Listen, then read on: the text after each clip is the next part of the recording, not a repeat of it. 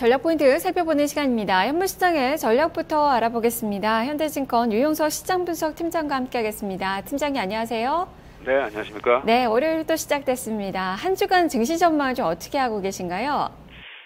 예, 좀 코스피는 대형주하고요, 또 중소형주를 좀 나눠서 좀 봐야 될 것 같습니다. 일단 대형주 같은 경우에는 직전 하단 지수를 오늘 이탈을 했습니다. 그렇기 때문에 이제 추가적으로 보면은 하방 경직성을 어느 정도 수준에서 확보할 수 있느냐가 대형주를 보는 시장의 관점이라고 볼 수 있겠고요. 또 하나는 중소형주하고 코스닥 같은 경우에는 1차 하락 이후에 지금 낙폭의 절반가량을 만회하고 직전 고점까지 좀 돌파할 수 있는지 여부를 좀 판단해 보는 게 이번 주간이 될 것 같습니다. 우선 대형주 같은 경우는 하방 경직성과 관련해서는 밸류에이션 기준은 어느 정도 충족되고 있다고 보고 있습니다. 만약에 과거의 이제 밸류에이션 기준으로 보면 코스피 지수는 대략 한 1970에서 또는 80 정도가 이제 밸류에이션 기준을 충족하는 구간으로 볼 수 있죠. 반면에 이제 문제는 시장을 대표하는 IT 업종하고 자동차 등 이제 3분기 실적에 대한 컨센서스가 좋지 않고요. 또 증시가 기관 외국위로 보면 대형주의 수급이 아직 불균형 상태에 있기 때문에 하방 경제성의 변수라고 볼 수 있겠습니다. 두 번째는 중소형주가 이제 직전 고점을 돌파할 수 있냐 여부인데요. 실제적으로 보면 이번 주에 중소형주 실적이 많이 집중돼 있고 이번 주가 중소형주 실적의 피크이기 때문에요. 아무래도 그동안의 실적 트렌드를 본다면 이번 주에 중소형주 직전 고점 돌파는 좀 어려울 것 같습니다. 오히려 중소형주는 종목별로 차별화가 좀 심화될 가능성이 있다고 보고 있고요. 마지막 이제 이번 주에 금통위가 있는데요. 금통위는 주요 변수가 되지는 않을 것 같습니다. 기준금리 동결을 예상을 하고 있습니다. 네. 자, 그렇다면 이제 투자 전략이 문제인데 지금 2000선이 무너진 그 상황입니다. 코스피가 1997선으로 밀려나면서 12포인트 정도 마이너스권의 움직임이 나타나고 있는데요. 이번 주 어떻게 전략 후 강을 좀 예측을 해봐도 될지, 그렇다면 투자 전략도 어떻게 세워봐야 될지도 살펴주시죠. 예, 중기적으로 보면은 이제 9월달 FOMC가 또 한 번 예정이 돼 있고요. 어제 지난 주말에 발표된 미국 고용 지표를 보면은 9월달에 첫 기준금리 인상 사이클이 시작될 것 같습니다. 근데 그 내용으로 보면은 제로에서 0.25로 돼 있던 기준금리를 0.25로 이제 단일화하는 것이 가장 유력하다고 볼 수 있고요.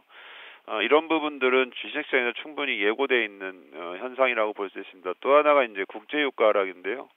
국제유가 같은 경우에도 뭐 공급 측면하고 수요 측면에서 현 수준에서 모멘텀만 보면은 추가로 뭐 하락할 가능성이 높다 이렇게 봐야 되는데요.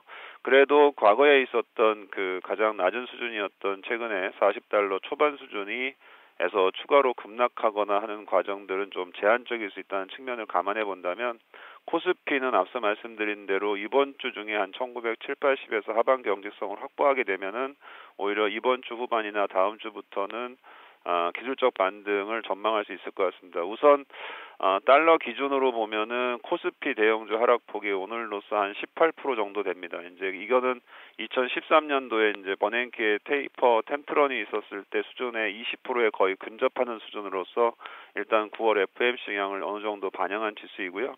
가격하고 아까 말씀드렸던 밸류에이션 또 가격 조정 폭들 봤을 때 외국인 매도는 추가적으로 확대되기는 좀 어렵다 이렇게 좀 전망해도 될 것 같습니다. 특히 이제 환율도 또 하나의 변수인데요.